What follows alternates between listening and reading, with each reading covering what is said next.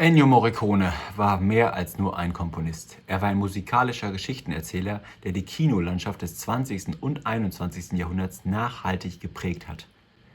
Mit über 400 Soundtracks für Film und Fernsehen sowie mehr als 100 klassischen Werken gilt er als einer der produktivsten und einflussreichsten Filmkomponisten aller Zeiten. Geboren in Rom, entdeckte er seine Liebe zur Musik früh durch seinen Vater, der ein professioneller Trompeter war.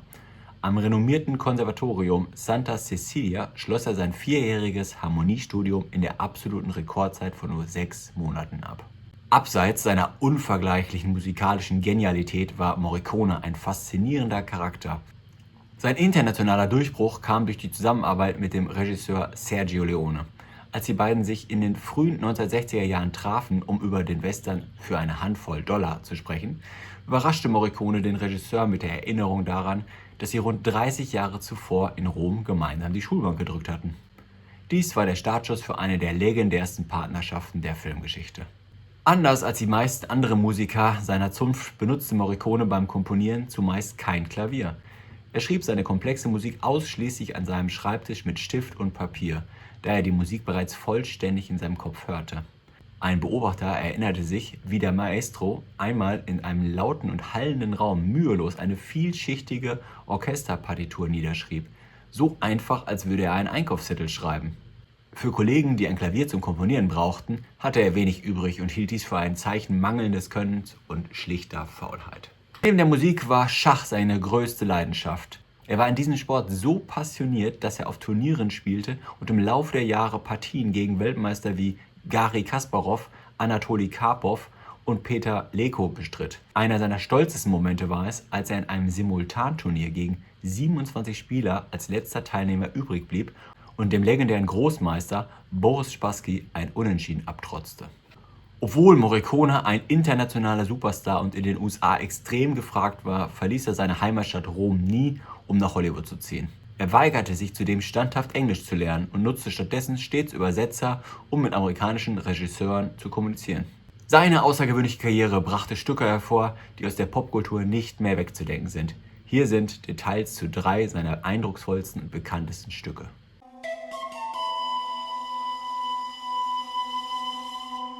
Dies war die letzte Zusammenarbeit zwischen Morricone und Sergio Leone vor dessen Tod. Für dieses Gangster-Epos, das mehrere Jahrzehnte in New York umspannte, schuf Morricone eine unaufdringliche, extrem melancholische Filmmusik. Er kombinierte sanfte Panflötenklänge mit schwelgenden Streicherarrangements. Stücke wie Deborah's Theme und Cocker's Theme fangen meisterhaft die Themen Nostalgie und verlorene Unschuld ein.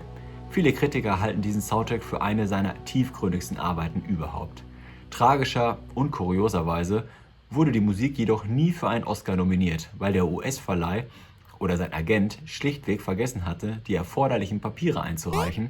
Immerhin wurde das epochale Werk mit einem BAFTA Award ausgezeichnet.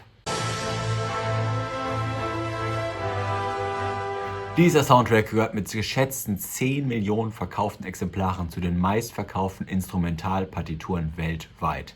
Stücke wie Man with a Harmonica und der engelsgleiche opernhafte Gesang der Sopranistin Edda Dell'Orso prägten sich in das kollektive Gedächtnis der Kinobesucher ein. Das Besondere hieran: Sergio Leone war von Morricones Musik so begeistert, dass er sie vor Beginn der Dreharbeiten komponieren ließ. Die fertigen Musikstücke wurden dann im Set so laut abgespielt, um die Schauspieler direkt in die richtige Stimmung zu versetzen. Leone passte zudem den Schnitt der Bilder an den Rhythmus der Musik an und schuf so einen fast opernhaften Stil.